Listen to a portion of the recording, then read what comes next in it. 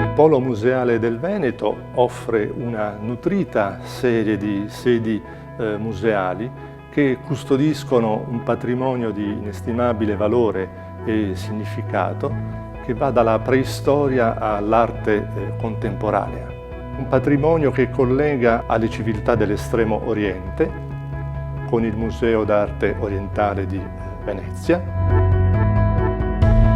Il Polo Museale del Veneto ha capolavori della pittura del Rinascimento, come il San Sebastiano di Mantegna, custodito alla Cadoro, una icona architettonica di Venezia.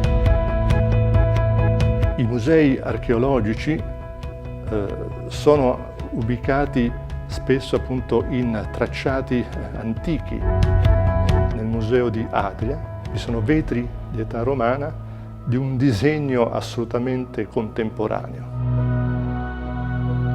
Il complesso monumentale seicentesco di Villa Pisani è fortemente correlato col paesaggio della riviera del Brenta, anzi potremmo dire che è una sorta di sistema di scatole cinesi, architettura che racchiude il paesaggio.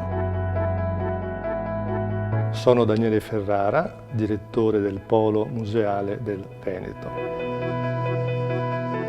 La visita al nostro patrimonio culturale vi farà viaggiare per il mondo intero.